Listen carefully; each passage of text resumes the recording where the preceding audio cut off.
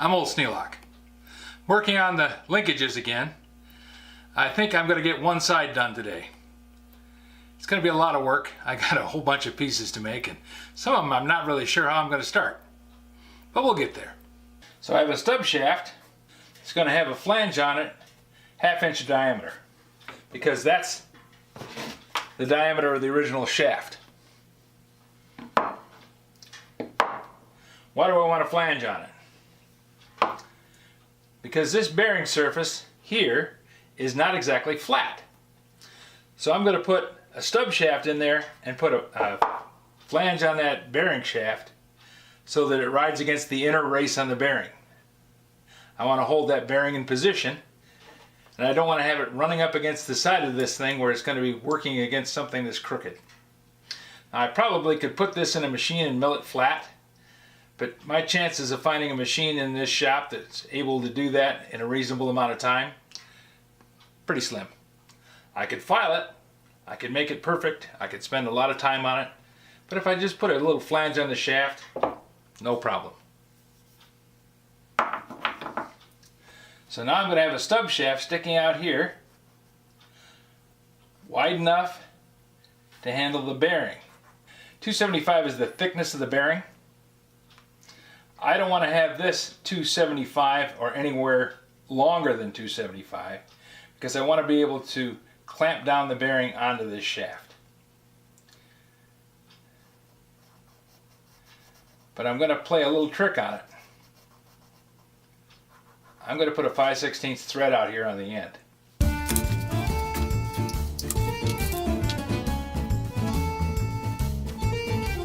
2 5/16 square nuts. Now, since these are old ones, I'm going to make sure that I can get a 5/16 thread in there. Hate to spend all this time trying to make something and then find out later that the thing I was counting on to work doesn't work.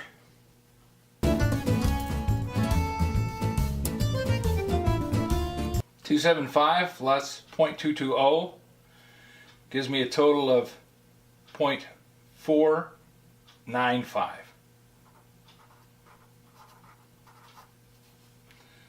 I think we can round that up and say 0.5.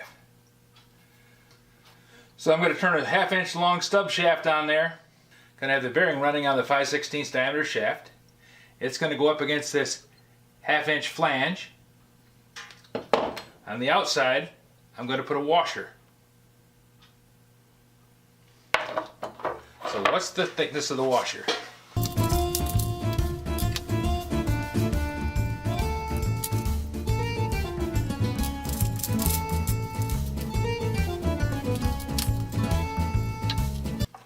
We'll do a little shop floor engineering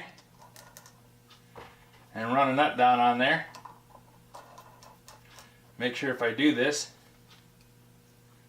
yep, I've got plenty of room for that to freewheel. Not going to rub against anything.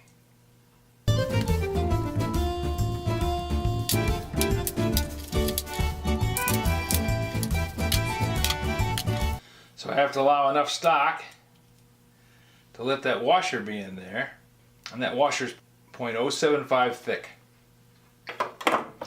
So the length of my 5/16 stub shaft now goes out to 0.575. I think we can round that up just to make sure everything's going to be working right, because I can always file it down a little bit if it's too long, and it's a lot harder to put something back on.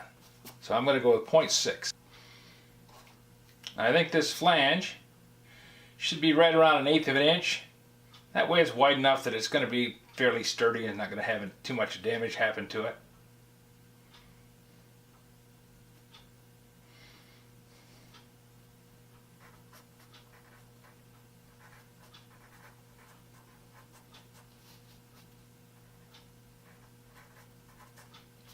.125.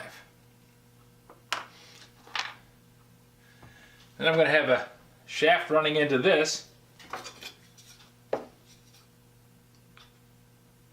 and this is about 5/8 thick. I can be less than 5/8. I don't want to be a lot less than 5/8. and that's 625.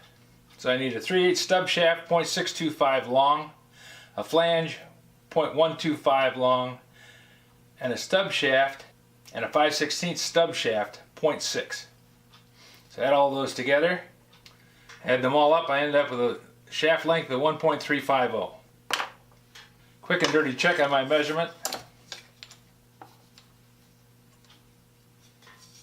That's 1 inch plus 1/8, that's 1 1/8 plus 220, that's